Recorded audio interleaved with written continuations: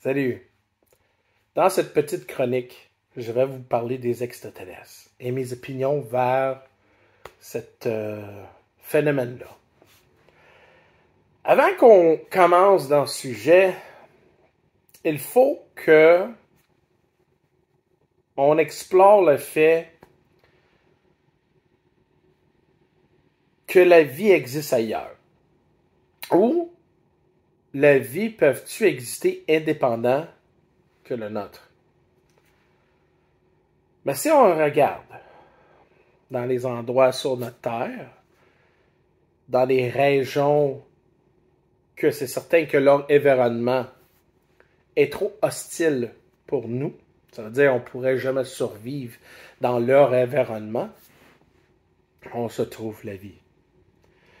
Même la vie que nous, on pense qui n'existerait pas dans ces endroits-là, existe. Tu as aussi des bactéries ou des virus qui peuvent même, ou des petits microscopes à faire, qui peuvent exister dans l'espace. Parce qu'ils ont déjà envoyé des petites bébites par des expériments là, pour voir si la vie peut exister dans le vacuum de l'espace. Et la question est oui. Donc on se dit que la vie, même si on pense qu'on est le moyeu de la création, dans le vaste de l'univers, on ne peut pas être le seul singulier de la vie. Là. Mais il y a une autre chose aussi. La vie est précieuse. Mais la vie aussi est vulnérable. La vie a, comme tout, des limitations selon leur environnement, leur capacité et surtout de leur, on va dire, leur longueur de vie. Donc, si je vais vous parler comme on peut établir que la vie existe ailleurs, donc des extraterrestres existent, parce que je parle dans cette façon-là. Et puis, donc, je parle énormément sur l'aspect des gris, parce que il y a beaucoup d'ufologues qui parlent des gris, des expérienceurs et tout. Et souvent dans l'ufologie, qu'est-ce que je constate, c'est que on prend ces êtres-là comme si c'était les dieux. J'ai déjà en parlé avec la radio à CGMD un peu à propos de ça, de les gens qui voient des extraterrestres ou des gris, whatever, qui sont très supérieurs des dieux, ils font jamais d'erreur. Mais par contre, on a des vaisseaux qui t'enterrent sur la Terre. Comme un exemple, le fameux événement de Roswell. Il y avait 3 êtres qui étaient dans le vaisseau. On ne sait pas la raison pourquoi ça a crashé. Mais il y a 3 cadavres qui sont sortis là. Puis d'après moi, je pense qu'ils ont même dit qu'il y avait un qui était vivant, puis il était mort pas loin après. Comme ça. Écoute, on n'ira pas tout en détail. Mais si on dit que les petites guéries, ou les extraterrestres, peuvent mourir, ça veut dire qu'ils sont très vulnérables comme nous. Et ça, c'est pourquoi que je me dis que juste à cause on a une civilisation très avancée, il n'y a pas de faiblesse. Comme un exemple, les Européens qui viennent en Amérique du Nord, ou les premiers Blancs qui sont venus dans le milieu de l'Afrique pour rencontrer des gens qui sont jamais ils n'ont jamais vu des Blancs. Et puis là, ils ont vu eux autres comme des dieux, oh my God. Mais ils ont constaté aussi qu'ils sont vulnérables.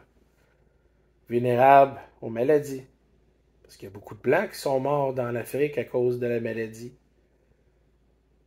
Donc, ça, on s'est dit que, regarde, S'ils sont tellement puissants et tellement intelligents, pourquoi qu'ils font des erreurs? Ça peut être aussi, en effet, qu'eux aussi s'adaptent. Que peut-être sont pas trop avancés qu'on pense. Parce que dans les années, on va dire, dans les années 30, 40, on a...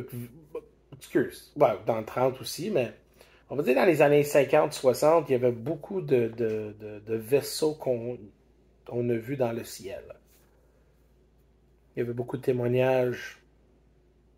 Mais aujourd'hui, avec notre technologie qui avance, là, on commence à constater que ces vaisseaux-là sont cachés à cette heure. Ils ont une capacité comment je vais dire ça, ben, être invisibles. Mais avec notre technologie, on est capable de les voir. Mais pourquoi ils n'ont pas utilisé cette technologie-là vers de 40-50 ans? Peut-être eux autres aussi sont en train d'évoluer. Et des fois, on donne trop de crédit à ces êtres-là. Et surtout avec les témoignages des expérienceurs qui ont eu des enlèvements, dans la façon qu'ils traitent des autres espèces, c'est pas trop fun non plus, là. Ils sont pas trop sympathiques non plus. C'est certain qu'il y a des gens qui ont eu des expériences en parlant d'avoir une communication qui ne sentaient pas vraiment menacés ou autres, mais ils ont été encore enlevés sans leur permission. Tu sais, à un moment donné, Jean Cazot, il me dit dans une entrevue qu'on a fait ensemble, un show, un live, j'ai dit à propos des expériences avec mes enfants, que j'avais l'impression que j'ai été visité, mais mes enfants ont été visités parce que moi aussi j'ai eu des doutes, puis à un moment donné, mais ça va être un autre live que je vais en parler, de mes expériences avec ces êtres-là. Mais quand Jacques Cazot, il dit, ouais, mais tu peux rien faire. Puis ça, la vulnérabilité, comme ça, là, être vulnérable pour dire qu'on n'a pas d'autre choix pour dire non à ces affaires-là. Un peu misère à croire qu'on n'a aucune chance pour dire à eux qu'on ne peut pas, quand ils sont très vulnérables. Comme une vision à un moment donné, puis je ne sais pas si c'était une vision, mais je me rappelle que j'ai eu une vision que j'étais en train d'être enlevé. Mais tout un coup, j'étais dans un char, dans mon char. Mais j'étais assis en arrière. C'était bizarre, j'étais là en arrière, en arrière, puis il y avait deux êtres qui étaient assis en avant. Un au poste de chauffeur, l'autre le passager à droite. Et, et j'avais posé question, où on va? Et ces deux êtres-là, on se gardait eux-mêmes. Et j'ai senti, parce que j'ai énormément de perception, une capacité de sentir, comme si j'étais rien, comme si j'étais un enfant ou une espèce plus inférieure que eux. Je l'ai senti parce qu'ils sont comme rire en même temps. Puis c'est pas ça que j'ai attendu, mais c'était comme une sensation qui trouvait ça drôle.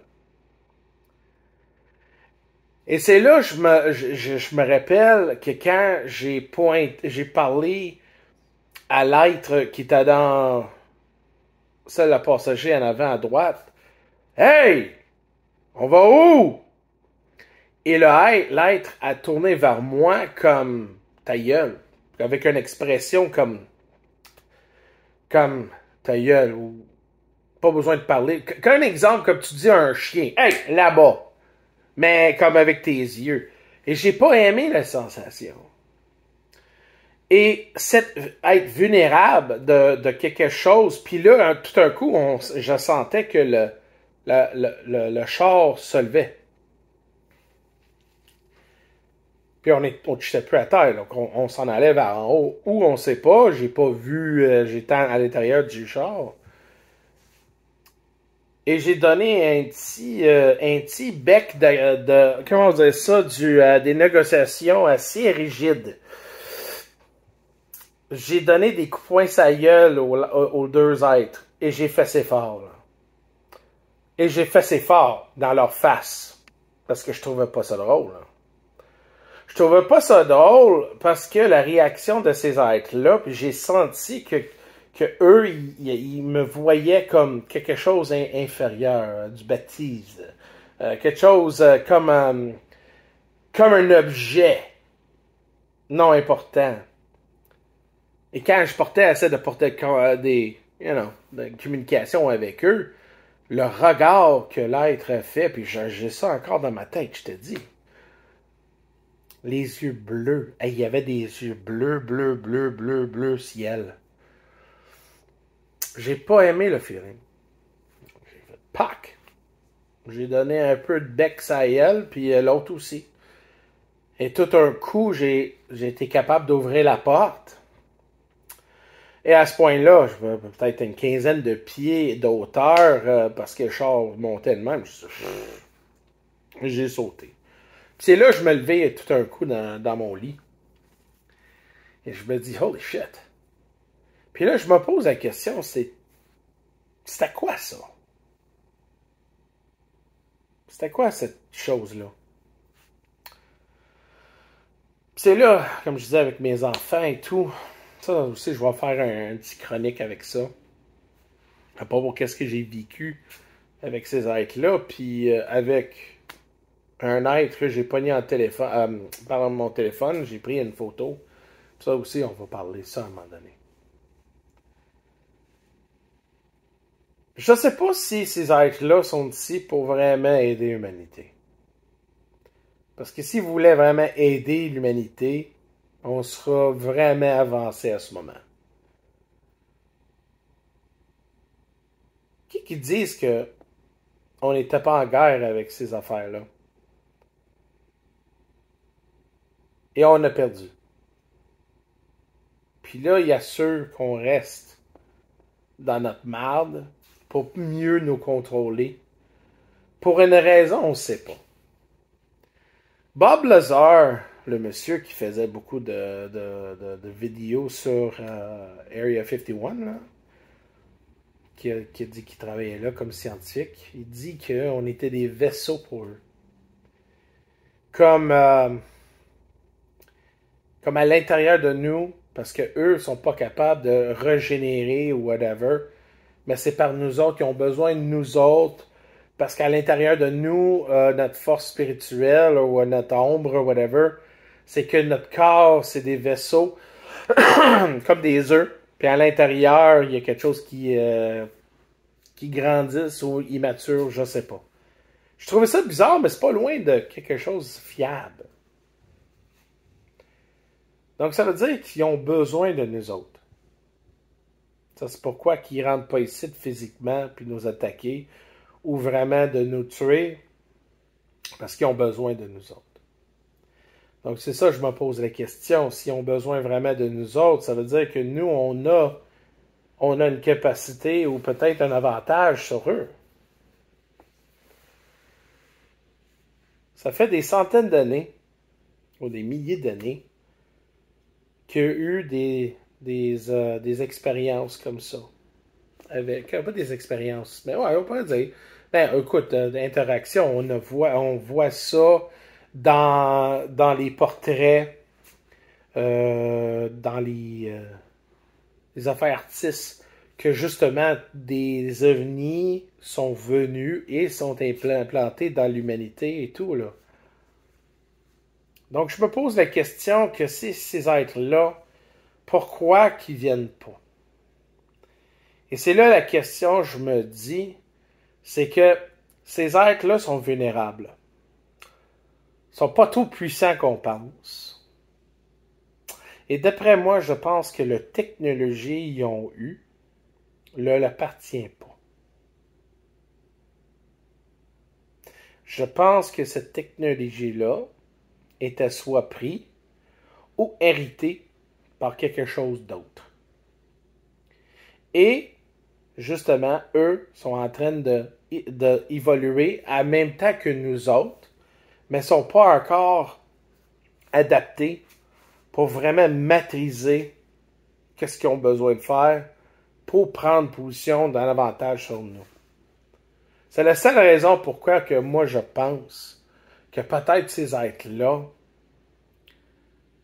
c'est la grande raison pourquoi que nous on est ici.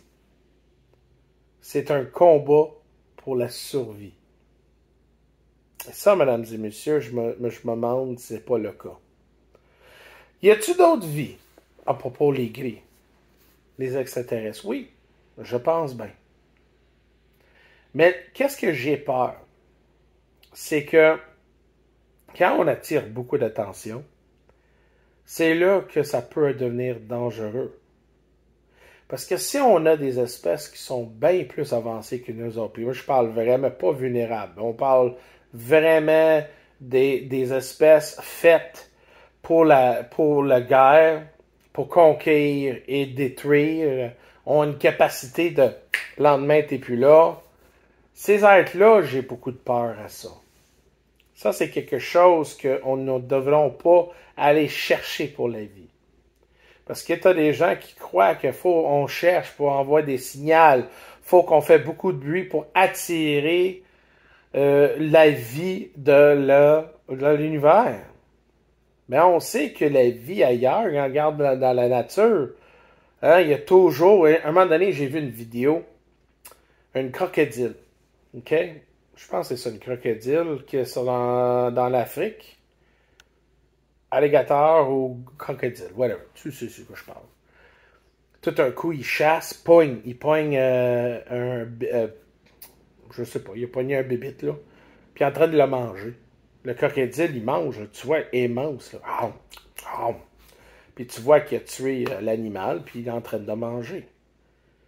Puis tout un coup, le crocodile, il a même pas fini de manger. Parce que là, quand tu regardes ça, tu dis, oh, c'est une prédateur. Tout un coup, il y a un gros chat, je pense que c'est un leopard, c'est comme un lion. C'est comme un lion, mais un tigre, quelque chose dans ce genre-là. Saute sur l'alligator, le pogne avec ses grippes, sa bouche, puis le sort à l'eau. Je dis, même les prédateurs ont des prédateurs. Et c'est là que je me dis, s'il y a quelque chose qui est bien puissant, qui nous influence, qui dit qu'il n'y a pas quelque chose de plus puissant que ça. Et des fois, c'est pas tout à fait bon pour faire beaucoup de bruit. Surtout qu'on n'est pas assez pour évoluer. Qu'on a même misère à faire un vaisseau spatial dans l'espace pour assurer que ça fonctionne bien. Qu'eux autres peuvent venir ici n'importe quand. Donc c'est ça, je me dis, il faut bien attention avec qu'est-ce qu'on fait. Mais à propos des extraterrestres, je crois énormément sont ici. Tu as toutes sortes d'espèces. Puis je pense même d'autres espèces ne savent pas que d'autres espèces sont là. Et c'est là que je me dis à quel point, quand est-ce que l'humanité va être prête pour accepter le fait et joigner avec d'autres espèces pour l'exploration de l'espace. Mais ils veulent-tu qu'on devienne des partenaires? Ou c'est parce qu'ils ont besoin de nous autres pour quelque chose, qu'ils veulent pas qu'on évolue? Parce que tout un coup, je me trouve aussi pourquoi qu'on n'est pas assez évolué. Parce que veulent de 50 ans, on est à sa lune, mais tout un coup, on va plus. Si tu parlais avec un baby boomer d'aujourd'hui, les baby boomers, là, quand ils étaient jeunes, dans les années 50, 60, 70, tu posais des questions, quelle sorte de futur tu verras en 2024? Ils disaient, oh, on sera dans des chars qui volent, on habiterait sur Mars. on faisait l'exploration de l'humanité, on serait très évolué. Pourquoi tu penses? C'est ça la question. La vulnérabilité, là, être vulnérable, c'est dans les deux sens.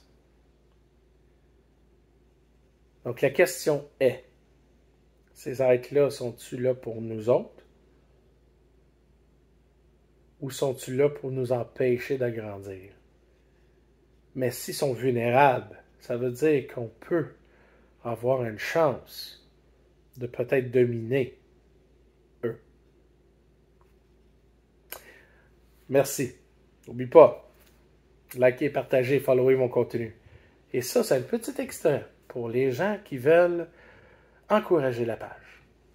N'oublie pas, c'est important que les gens comprennent que le monde qu'on vive n'est pas juste noir et blanc, mais tellement d'épaisseur de la zone grise.